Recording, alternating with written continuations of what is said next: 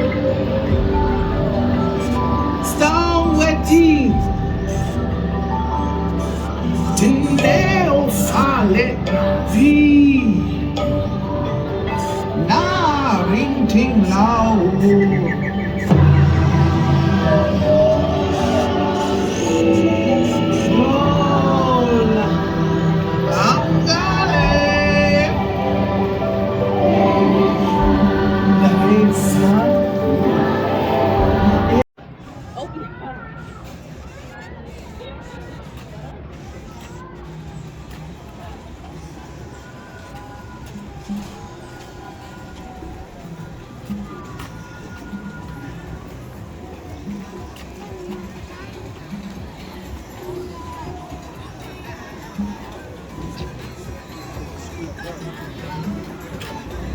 Turn right.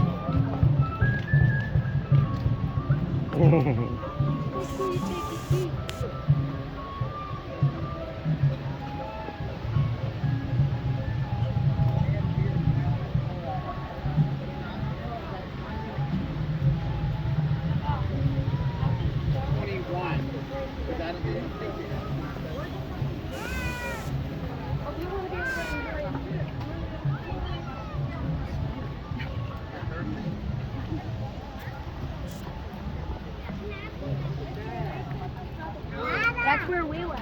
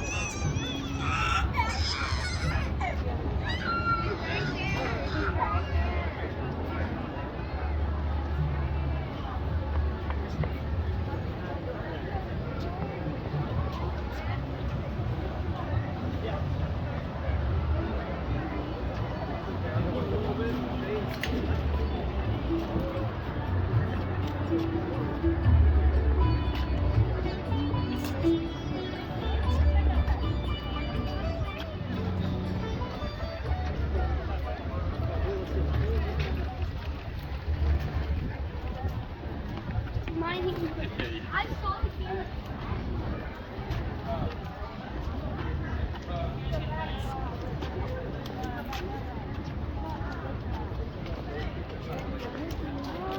We walked by and there was a lady, and you guys were gone. I said,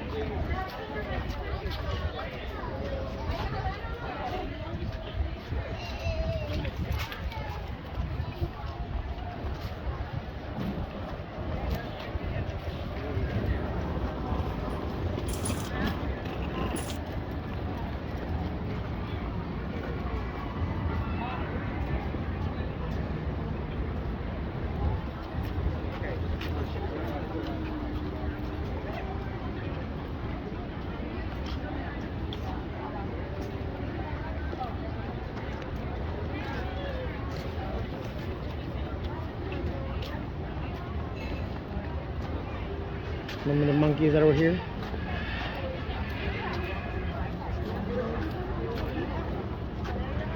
They're there, they're just not out. We're gonna wait for Aunt Katie. Aunt Katie knows where to go to eat. He makes up stuff that I don't. right. Jump around. Yeah, they're jumping around. They're cooling off. It's too hot.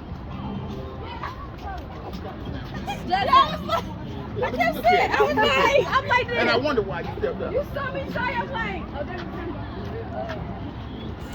Oh, Rafiki and Timon. We gotta go right there. Up there near that bridge.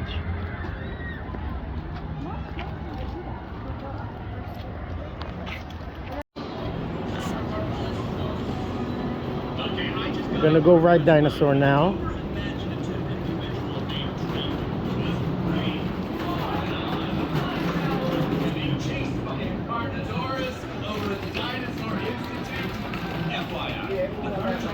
Big old dinosaur with cow-like horns, hence the name Carnotaurus, which basically means meat bone.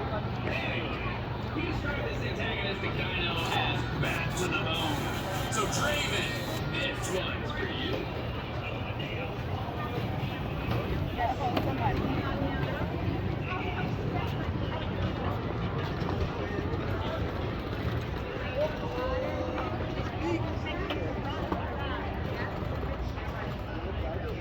Can't see him. Is there supposed to be a crocodile? Yeah. But why? There are crocodiles everywhere. There are crocodiles everywhere.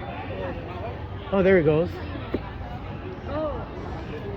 Crocodiles or alligators? All right, we're gonna come here to eat later. Restaurantosaurus. Right after? Okay, she told us to go this way then.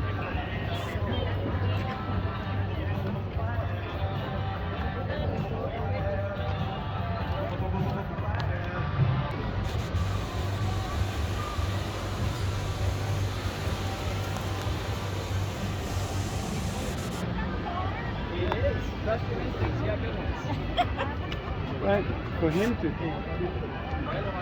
The day is already stoned.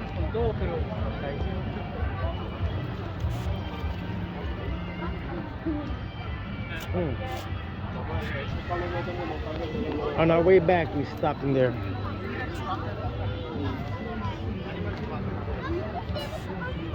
Yeah, but Amma did not come in.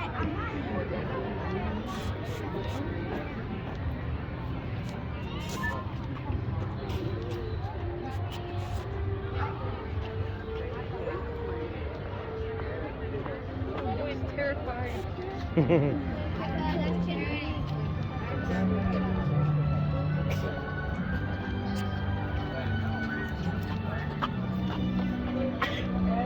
You hear this way?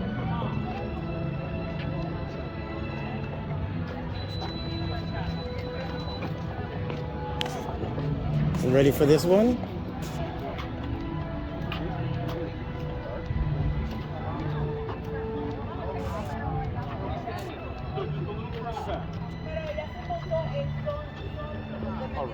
Oops, excuse me.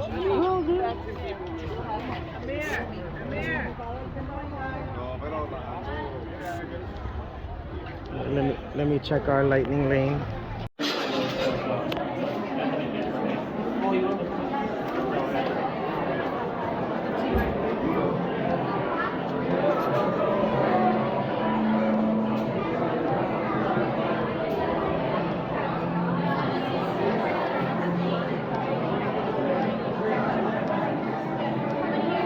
Five. Honey.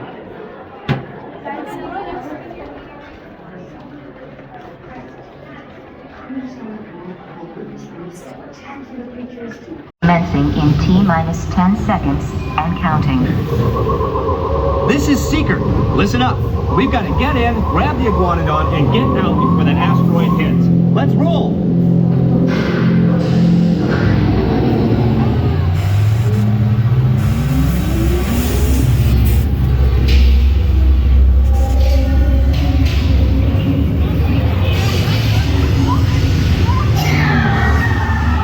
Okay, now let's go get that dino. Computer, what are you tracking? Styracosaurus. Not our dino. Warning, meteor shower in range. Just little one.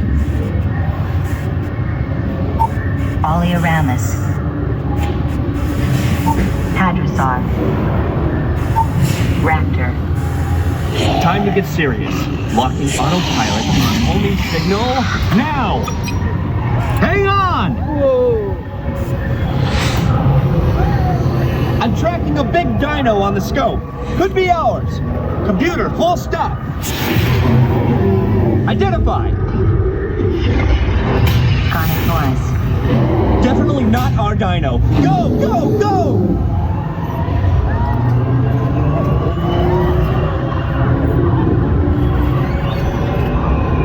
Another big guy coming up. Computer. Slow and identify. Sauropod. Still not our dino, but at least this one's a vegetarian.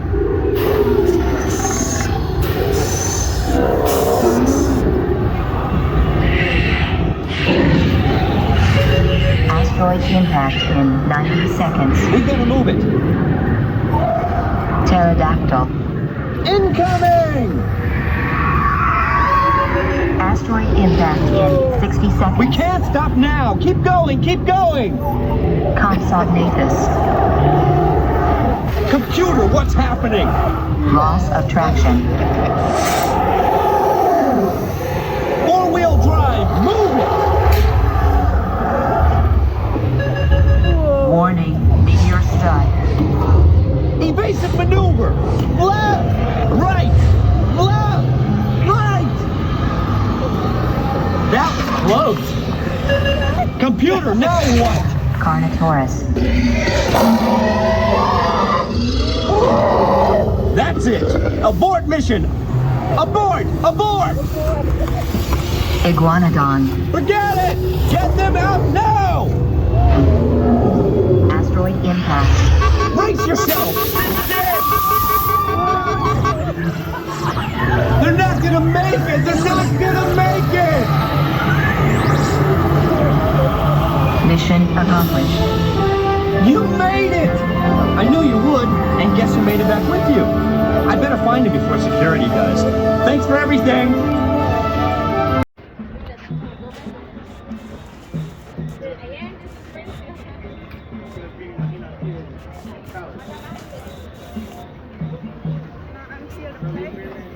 No, not yet.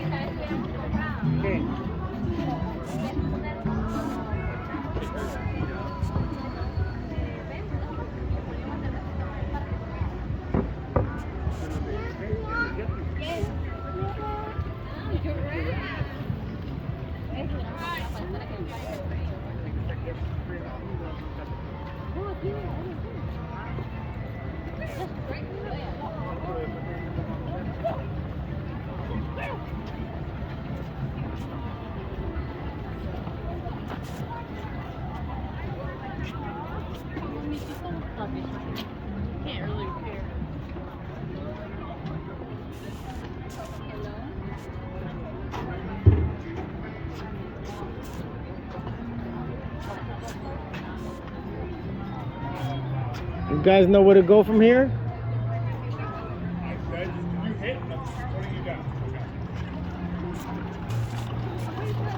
Yep.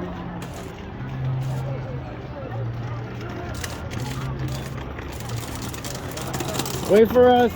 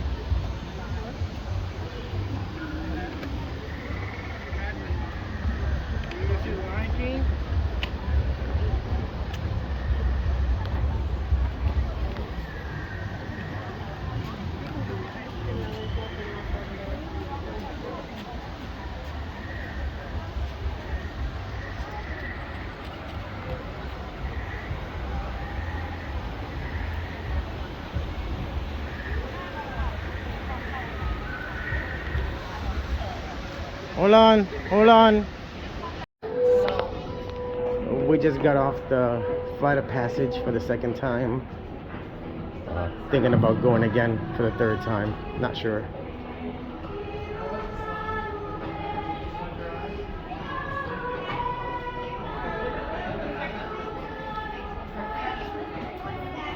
You want to ride again?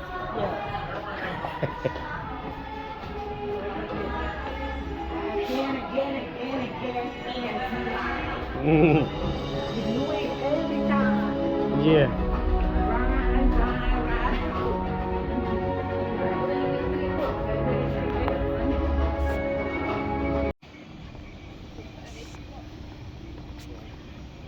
And we're walking towards Africa. Gonna see if we can get on the Kilimanjaro Safari. We've never been on that. And then me, Brian, and Hector just started crying.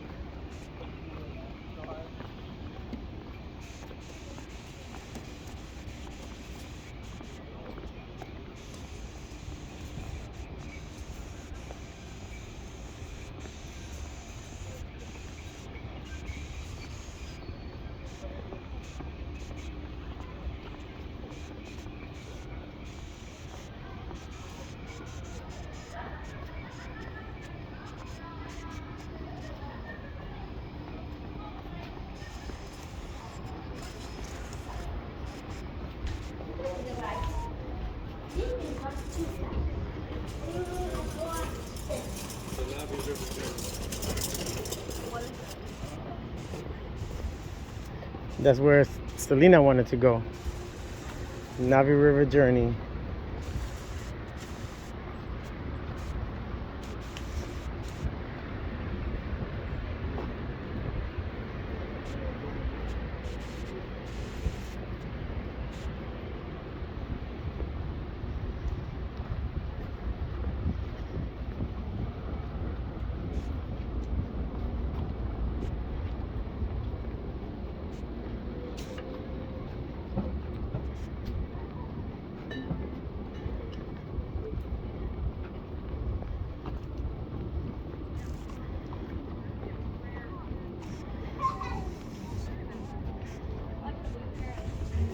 Restroom there.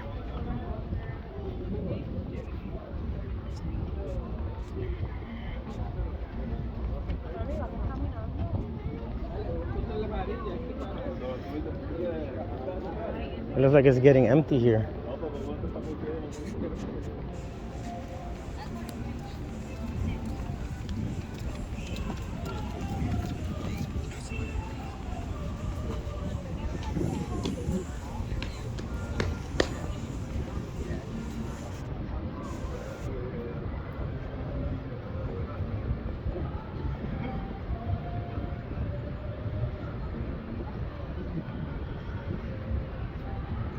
There goes Kilimanjaro Safari to the right.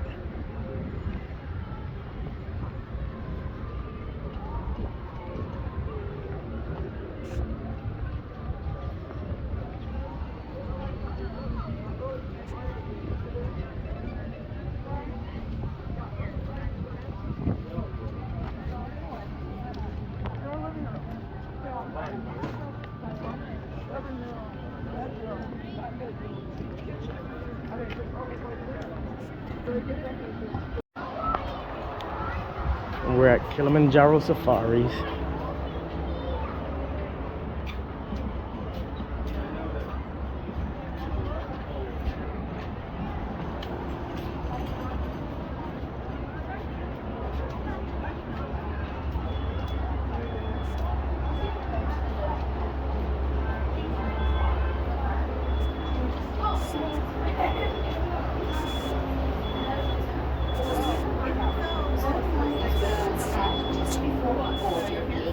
Zone 2 is immediately behind it.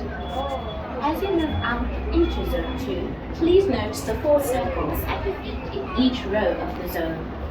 Each row can comfortably seat 4 adults. Children may be seated next to or on the laps of their parents or accompanying adults. As the group ahead of you boards the safari truck, you may follow them into the loading area.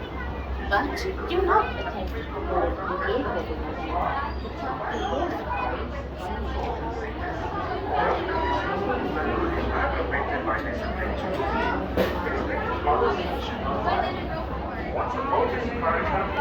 Protect the this experience possible while we're out there on the reserve today. Now we are starting our journey here in the Little Ituri Forest. A lot of animals use some really great camouflage to protect themselves.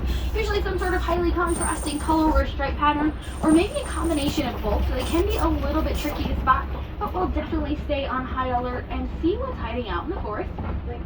Looks like we've got an okapi out there on your right hand side. Okapi are very deceptive with those black and white striped legs, making them look just a little bit like a zebra, but they're actually going to be the only living relative of the giraffe, which we know because of their skull structure is nearly identical, just a little bit smaller. You're going to find one of our greater kudu down below here as well. Greater kudu are going to be some of the largest antelope in the world. We can tell this is a female because she has no horns on their head, but a male greater kudu's horns are going to grow to be about 6 feet in length. Pretty crazy since it pretty much doubles them entirely in height.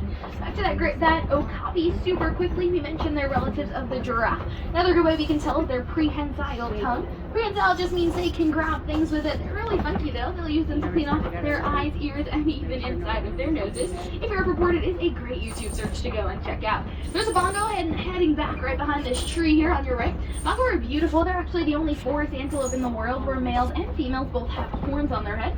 Males are much darker in color and they'll get darker as they age. But we've also got one of our black rhino here on your left as well. Black rhino are the smallest of the African rhino. They'll weigh in at just about 3,000 pounds when they are fully grown. Of course, he's facing away from us, so you can't really see that triangular shaped upper lip either. But it is going to be prehensile as well, a great way to differentiate black rhinos from white rhinos that also live out in Africa. You'll see some more of those bongos scattered about here as well, and some more of those greater kudu here too.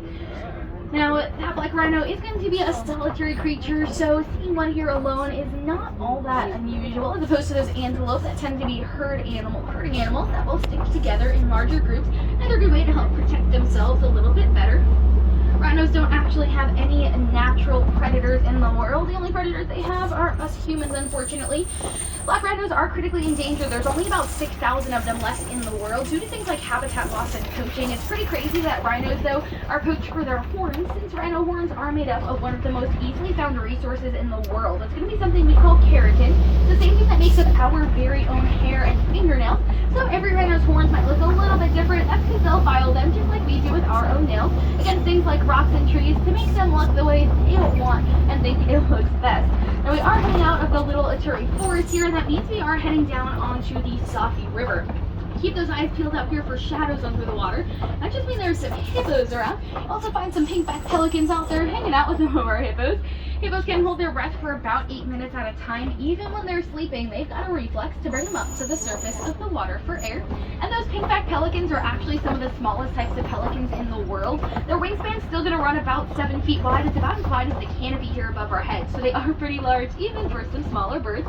And of course, they're named for the pink feature on their back, getting more prominent with their mating season. You'll find our bloat of hippos out here on that left-hand side. That's what we call a group of hippos like this, a bloat. Hippos do spend most of their time throughout the day in the water to keep themselves cool, but they're actually not very good swimmers. That's because they have such a high percentage of muscle and such a low percentage of body fat that they actually don't have the buoyancy to float or swim. They're going to sink to the bottom where they'll stand, walk, or even hop along the river floor to help them move along just a little bit faster out there. Hippos are the third largest mammal in the world. Land mammal in the world, at least. Your African elephants are number 1, followed by your white rhino, which is number 2, and then your Nile hippopotamuses. Our hippos do have some pretty cool ways they help to communicate with each other, like a wheeze honk. Sounds just like that, but each individual hippo's wheeze honk is just as unique to them as our voices are to ourselves. Now make sure to hold on tight over this bridge. It's getting bumpy and we're out in crocodile territory. Down below here on your left-hand side, you are going to find some crocodiles. Those Nile crocs are going to grow to be as long as a giraffe is tall, and they're going to have a bite force that's strong enough for them to crush bones. But despite being top predators out here, those crocs are actually going to be really great parents. They're going to roll their eggs around in their mouths to help them hatch, and once their young hatch from those eggs, they'll carry their young around in their mouths just the same. This helps to give them a really important way to help protect themselves from any other predators they might find lurking out and around some of those murky waters. As we slowly we head around this turn, we are going to see quite a bit of our tree foliage clearing up ahead.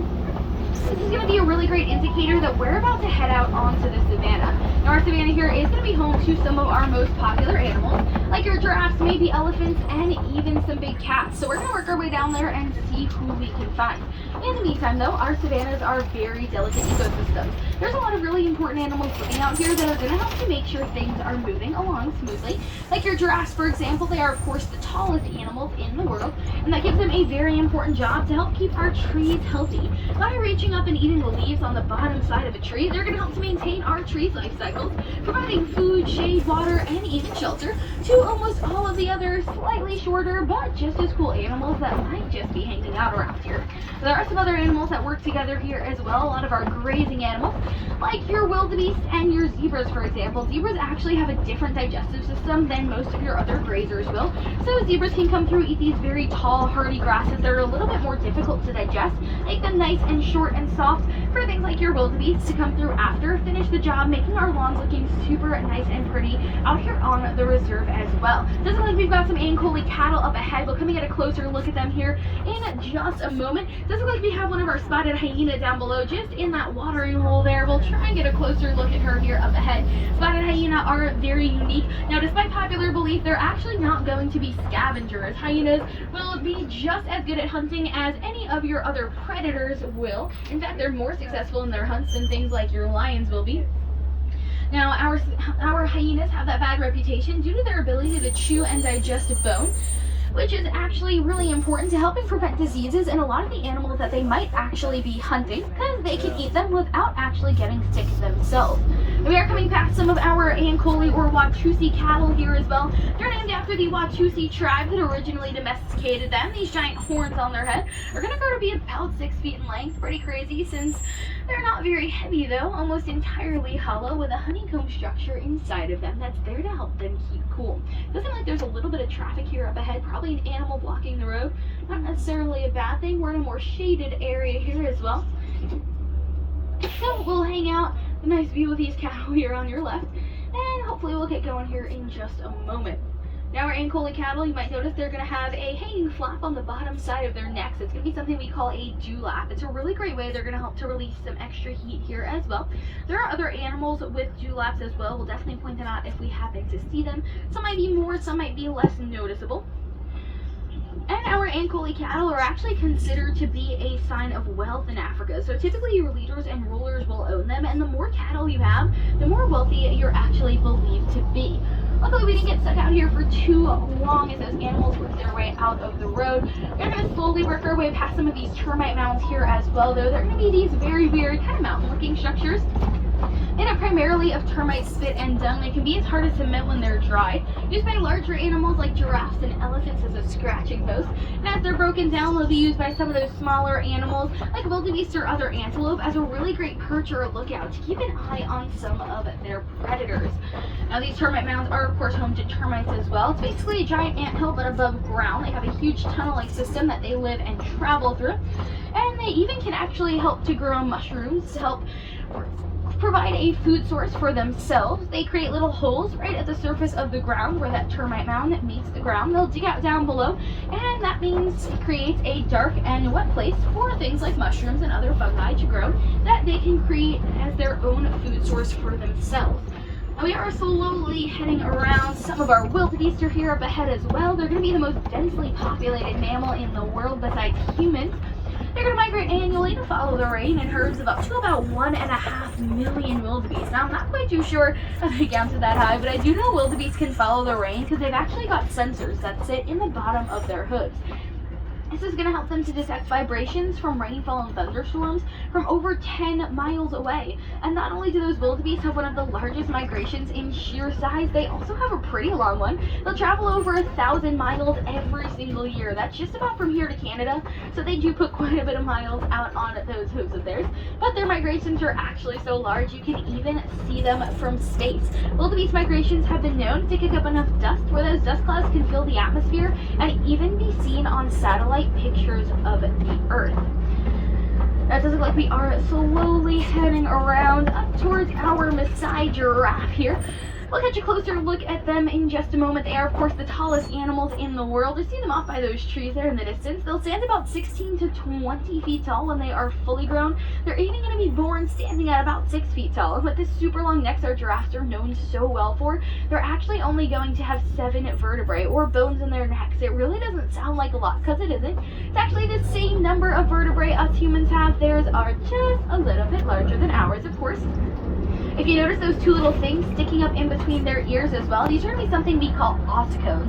They're not actually any type of horn or antler, they're just bony protrusions sticking up off of their skulls. It's a great way to tell our giraffe and okapi are related, since they're the only 2 animals in the whole entire world that are going to have them. You might also be able to get a good peek at those cool prehensile tongues of theirs. They're actually going to grow to be about 18 to 20 inches in length, with a purple or bluish hue that's believed to help protect their tongues from getting sunburnt. That's because their digestive system only works properly if they actively use them throughout the entire course of the day. You're also going to have some Patterson's eland here on your right. They're the largest antelope in the whole entire world. Talk a little bit more about them in just a second. But those giraffes, like we said, their digestive systems only work properly if they actively use them throughout the entire day. So your giraffes eat for about 99.9% of the day, and they only rest for about 30 minutes, usually in small spurts of 2 to 3 minutes at a time, mostly while they're standing up. Those Patterson's eland, the largest antelope in the world, they'll stand about 6 feet tall at the shoulder. They're going to be able to jump 8 feet straight up in the air at a moment's notice, which is really crazy since they can weigh in at over 2,000 pounds when they are fully grown. Although they are significantly smaller than things like the African elephant you might have spotted out there on that right, we're going to head around and try and get a little bit of a closer look at him here. Our elephants are, of course, the largest land mammals in the world. You might see him flapping his ears out there, a great way they help to keep cool. Elephants can actually release about 15 degrees, cool themselves down by 15 degrees just by flapping their ears like that. If we get a closer look, you might even be able to see some ridges on the outer edges of their ears. Those are actually going to be the massive blood vessels that keep that cool blood moving to help them release some extra heat as well. Of course, he's in the worst possible spot back there. No good side profile on him. We might be able to see him as we head over this bridge though, but we are still on elephant territory as well, so hopefully we'll have some more opportunities to find some more of those elephants too. Now, our elephants, we can tell they're African elephants because of their ears. They'll actually be shaped like the continent itself of Africa. He is really in the worst spot possible out there. Hey, what the heck? Now, our elephants, though, they are actually going to be afraid of bees despite their size. That's because they have really sensitive skin, and getting stung by a bee would hurt them quite a lot. They're really smart, though, and actually have a really great memory, so they can recognize the sound of a bee buzzing, notifying the rest of their herd if they're traveling in them that there's bees in the area, so they know to stay clear until those bees are gone and it's safe for them to return.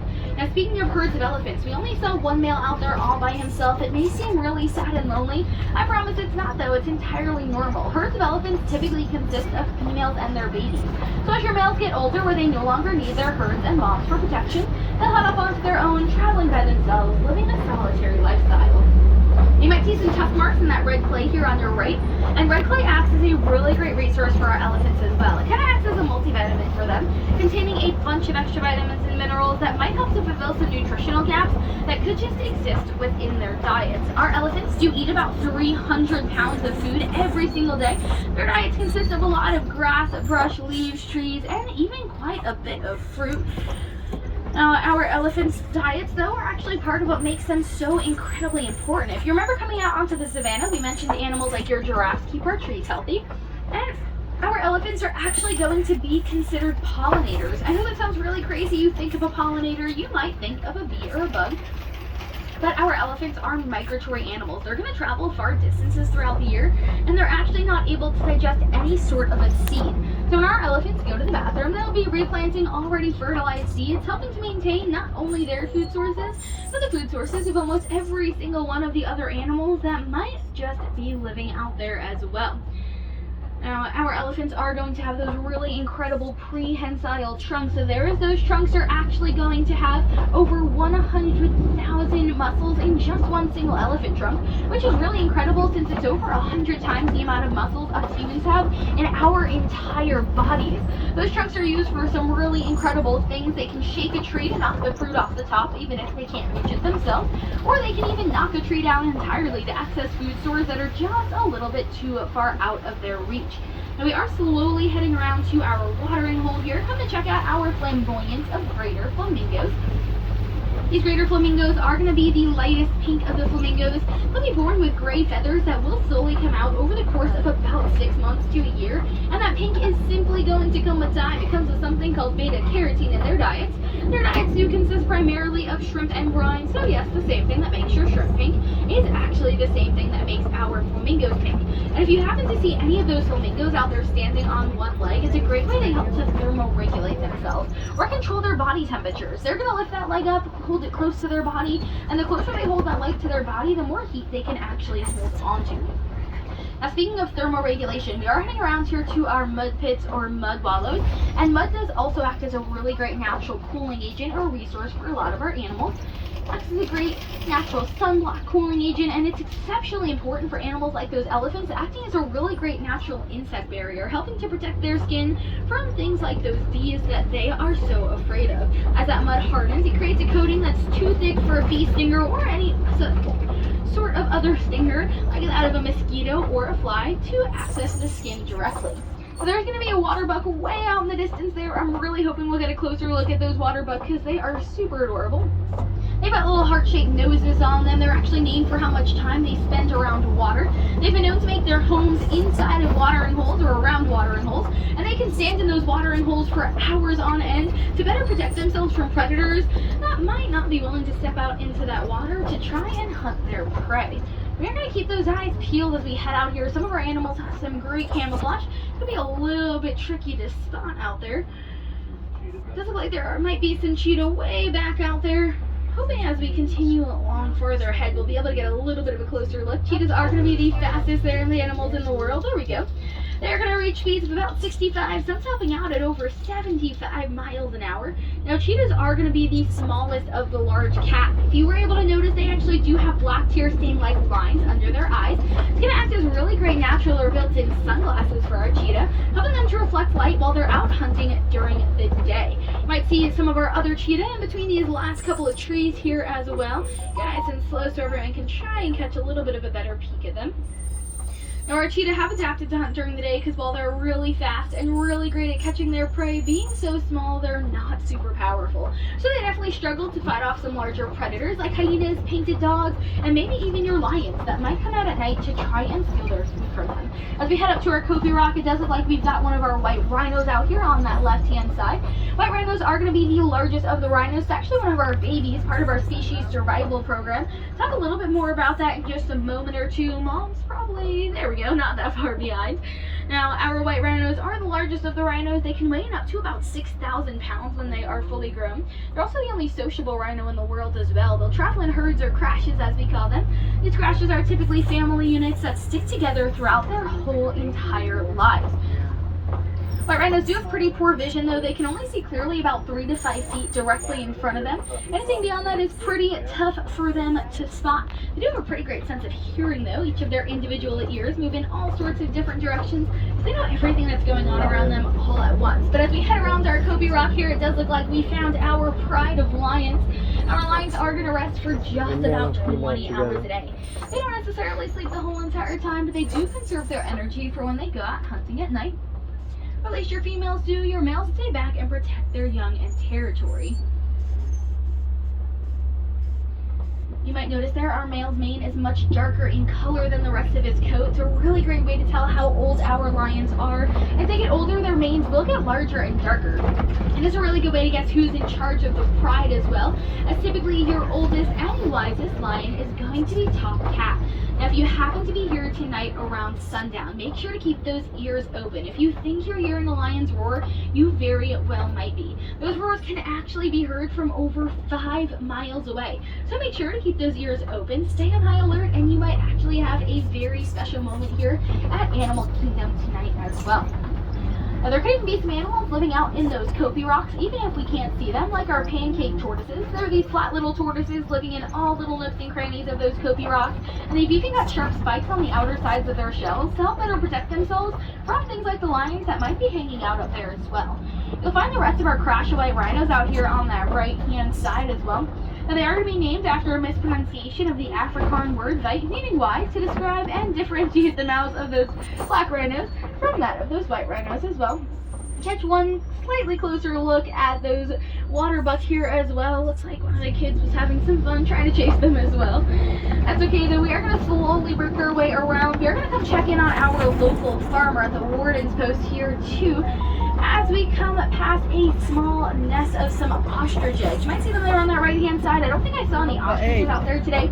That's okay though, those ostrich eggs are really, really cool. They're actually the largest egg of not only any bird, but any animal in the world. They're gonna weigh in at about 3 to 4 pounds each, and they are incredibly strong. So strong, in fact, that a human adult can actually stand on them without them breaking. They can easily withstand weights of well over 200 pounds without even producing one single crack. Now we are heading around to one of our final stops today of our journey, checking in on our local farmer and his Nigerian dwarf goats. In return for their protection, they are going to provide things like milk and cheese to the farmer and the villagers. But they're also just super adorable, and who wouldn't want to have these little guys as a pet? You might notice they're really big pot bellies, which is super important to housing their 4 stomachs. That's right, you heard me, 4 stomachs. I know, I'm jealous too, it must be nice. And if you notice that yellow triangular box there on that front lawn, that's actually going to be something that we call a bee fence. Now, if you remember, we mentioned earlier that our elephants are afraid of bees. And at one point in time, not too long ago, elephants and farmers, they didn't have a very good relationship. Elephants would accidentally stampede through farmland, destroying crops. It didn't make those farmers too happy, and it didn't always end too well for those elephants. But about 5 or 6 years back, some incredible scientists accidentally discovered that our elephants were afraid of bees, and thus we found an awesome solution to this problem. So now we can line our farmlands with those bee fences. It's a really great way to help protect the crops and the livelihood of the farmer, but also, of course, those incredible elephants that we've seen out there today as well. Unfortunately, here our time is beginning to come to a close, but there are some super great and easy ways that even you at home can help to protect our incredible animals, like recycling your old electronic devices. Those devices are actually going to contain a mineral called coltan, and coltan mining poses a huge threat to habitat loss for animals like our okapi, even our elephants, and our black and white rhinos. So just by bringing those devices back to your local electronics store is actually a super simple and easy way to help save a lot of those incredible animals, especially if those devices are no longer being used, and even more so if they no longer work. Just bring them back to that electronics store and let them know you want to recycle them, and they'll be able to help you out. Unfortunately, it does look like our time is just beginning to come to a close. Now there are 2 really great walking trails here today though that definitely head over to check them out and get a closer look at some really cool animals here today. You might even find some other animals we've spoken about, like our zebras. They've got Grevy's zebras over at Gorilla Falls, as well as pancake tortoises. We spoke about them living in those pancakes and those Kobe rocks with our lions out here as well. Now, both of our walking trails are going to be closing at 6:30 p.m. tonight. Once again, they'll be closing at 6:30 p.m. That is just about, never mind. They're closed. I didn't realize how late it was. I'm sorry, guys. Well, if you're ever heading back to Animal Kingdom, definitely go and check out the walking trails if you haven't already. Time flies when you're having fun, I guess. Now, we should be getting up to that unload dock here in just a minute, but if you do want to help out some of those animals, look for any of those souvenirs that might have a Disney Conservation Fund tag on them. If you're going to take something home anyway, might as well help out those animals in the meantime. But once again, I do want to thank you so much for joining me today. Once again, my name is Kirsten from New York. I hope you had a wild time out there, learned something new about your favorite animals, or maybe found a new favorite animal. For my Wilderness Explorers here on board, this has been the Simba One. And if you've got any questions, or you'd just like to chat and say hi, that's my window. It is quite literally always going to be open for you. For my friends over on your right, watch your hands, arms, feet, and legs. Yours are sliding open. Watch your head and steps. Have a great day out there, everybody.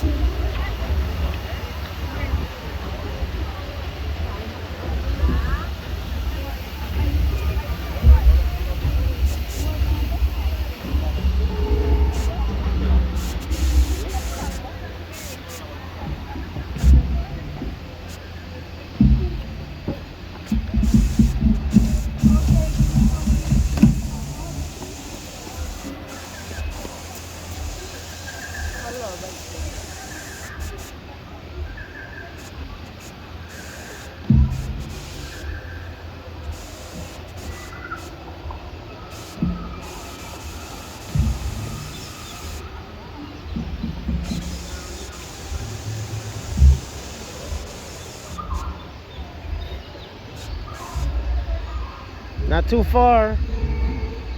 It's dark now.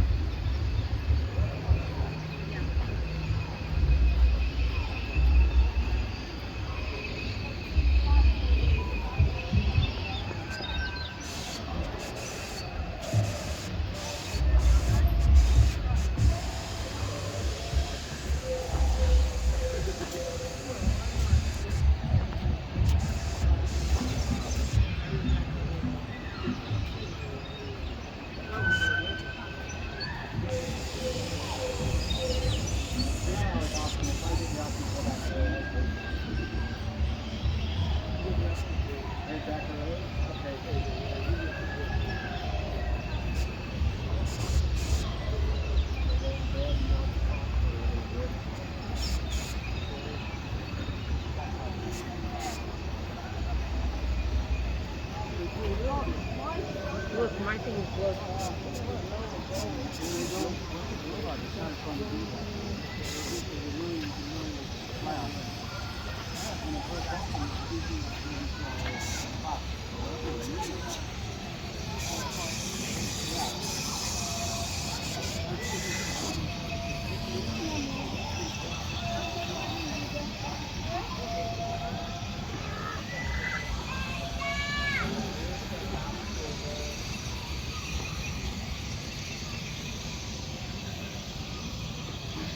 All right, we're heading out of Pandora and we're heading out of Disney's Animal Kingdom.